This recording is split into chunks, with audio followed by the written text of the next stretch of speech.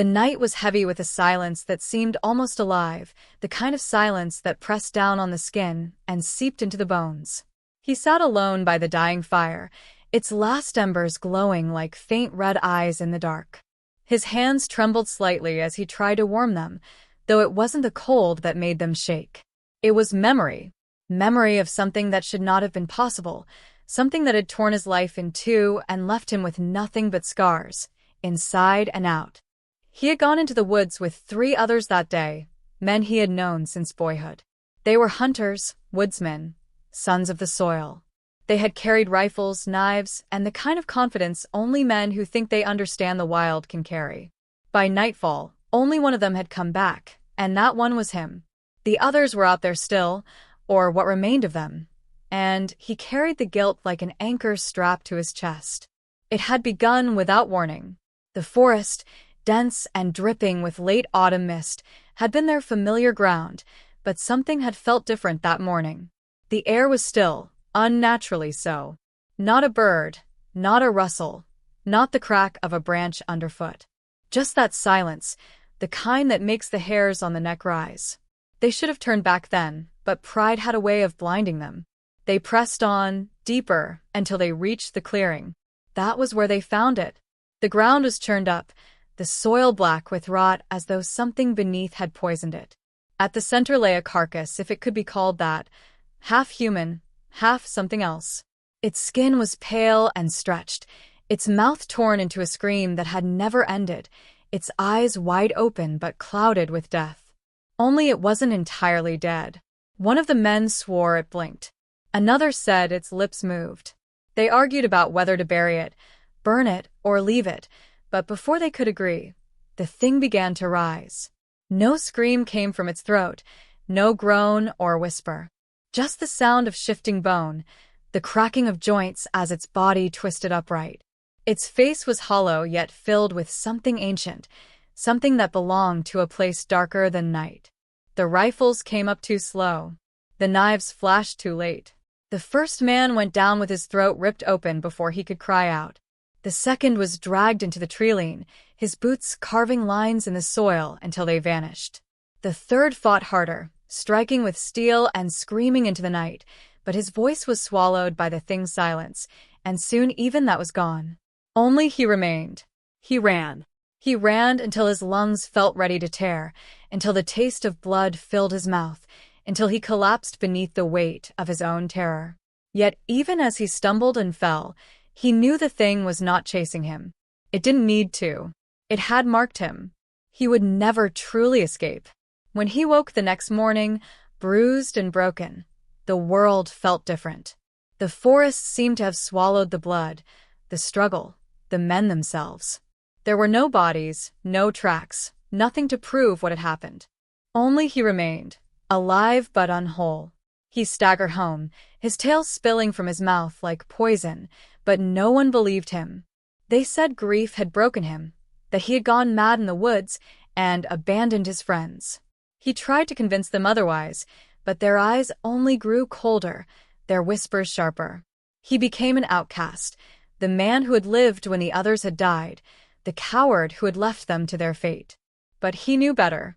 He knew the truth of the Revenant, the spirit that would not rest, the shadow that had risen in the clearing.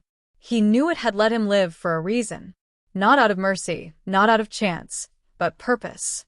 He began to dream of the others, their faces pale and twisted like the thing they had found. They came to him in sleep, their voices broken, their words begging. And he realized then that the Revenant had not killed them. It had claimed them. So he went back. Again and again, night after night, he returned to the forest, hunting the thing that had stolen his friends. He carved symbols into trees, laid traps that snapped empty, whispered prayers he did not believe in. Each time, the forest gave nothing back. But he could feel it watching, waiting. Then, one night, it came, not in the clearing where it had been found, but in his own home. He woke to the smell of soil, the sound of bones shifting, and there it was at the foot of his bed. Its face was not its own anymore. It wore the eyes of his friend, the mouth of another, the voice of the third. All of them, together, inside the thing that should not exist. And it spoke without sound, words pressed into his skull rather than his ears. It told him he had been spared for a reason. He was the witness. He was the one meant to carry their story, to remind the living what waited in the dark. But he refused. He fought. He dragged the fire from his hearth and hurled it into the face of the thing. Flames roared, shadows screamed, and for the first time since the clearing, he heard it make a sound. A shriek like glass breaking, like the world itself tearing open. He drove it back into the night, half burning, half breaking, until it vanished into the trees. And now he sits by the fire, night after night, waiting for it to return. No one believes his tale, no one wants to hear it, but he speaks it anyway, to the dark, to the silence, to the thing that is still out there. He lived to tell the tale, but survival is no victory. It is a curse, and the Revenant is not done with him. Not yet. For in the woods, beyond the light of the fire, the silence waits again. The fire popped and spat, but its warmth no longer comforted him. He stared into the embers, half expecting to see faces there. Faces of the men he had lost, the men who now lived only in his memory, or perhaps worse, within the Revenant itself. Sleep came in fits, and when it did, it brought no peace. His dreams were thick with shadows, and always, he woke to the same thing, the silence pressing in, as though the forest itself was breathing at the edge of his home. The village had long since turned its back on him. Whispers followed him in the streets, coward, madman, cursed. Mothers pulled their children away when he passed, and men who once called him brother now spat at the ground he walked on. He was no longer one of them. The Revenant had seen to that. But even in their rejection, he felt a strange sense of duty.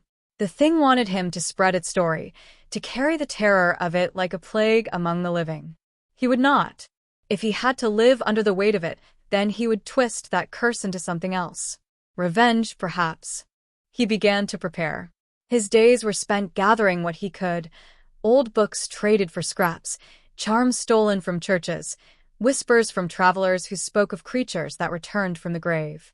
He learned of revenants in tales older than the land itself, creatures born not from accident but from wrath, vengeance, so strong it clawed back from the soil. They fed on betrayal, on unfinished business, on rage that would not rest. He knew then that what he had seen in the clearing had not been chance, it had been called into being by something or someone. The question that haunted him was why them? Why his friends? Why that place, on that night? The answers did not come quickly, but the dreams helped. Night after night, they whispered more. He saw fragments, his friend kneeling at the edge of the clearing, digging with bare hands, burying something small and wrapped in cloth. Another standing watch, eyes darting nervously into the trees. And then the ground stirring beneath them, as though something long forgotten had been awakened. When he woke, he understood. The Revenant had not been born that night. It had been waiting. His friends had disturbed it, perhaps even summoned it, whether they knew it or not. And now their souls were bound to it, their bodies reshaped into its mask. That was its revenge. It had taken the men who had trespassed and made them part of itself. But for him, the one who ran, it had left a different fate. He was the talebearer, the cursed survivor. Unless he found a way to sever the bond, he would carry their screams with him until the end of his days. So he hunted again, but not with rifle or knife. He hunted with fire, with salt, with words scratched in the dirt and blood drawn across his own palm. He lured it with offerings, meat left to rot, blood spilled into the soil, old bones dug from graveyards. Sometimes the forest stirred, sometimes the silence deepened, but never did it show itself as it had before. Until the night of the storm. The wind tore through the trees like a scream, lightning slashed the sky open, and he felt it watching. He walked into the clearing, the same one where it all began, and stood in the rain with nothing but a torch. "Take me," he shouted into the thunder. "Take me, or let them go." The silence answered first, thick and suffocating, until the rain itself seemed to vanish. Then the shadows thickened, pulling themselves together, bones cracking, faces forming, mouths opening in silent screams. It was them, all of them, twisted into the shape of the Revenant. His friends, his brothers, their eyes begging, their mouths pleading, their hands reaching. And at the center of it, the thing itself, larger than before, stitched together from everything it had consumed. He felt fear, yes, but also rage. He had carried it long enough, and it burned hotter than terror. He raised the torch and hurled it at the creature, watching as the flames caught the blackened soil and spread across the clearing. The Revenant shrieked, truly shrieked this time, a sound so piercing it split the storm. The faces contorted, twisted between agony and release, and for a moment he thought he saw them freed, his friends breaking away from the horror that bound them. But the Revenant did not die. It staggered back, shadows burning, fire crawling across its form, and in the last instant before it vanished into the dark, it fixed its hollow eyes on him. The message was clear. This was not the end. Fire had hurt it, but not destroyed it. The bond was too deep, too old. He had wounded it, yes, but he had also made it remember him. When the fire died and the storm passed, he stood alone in the clearing. The soil was blacker than ever, the smell of charred flesh still in the air, but the silence had lifted. The forest breathed again, wind in the leaves, the cry of an owl, the rustle of life returning. He had bought himself time, nothing more. And so he lived on, waiting, watching, carrying the memory of the Revenant. He lived to tell the tale, yes, but the tale was not finished. Each night, he still hears it in the distance, dragging itself closer, waiting for the moment when it will rise again. And when it does, he will be ready, not to run this time, but to end it, even if it takes him with it. For survival is not enough. Not when the Revenant waits.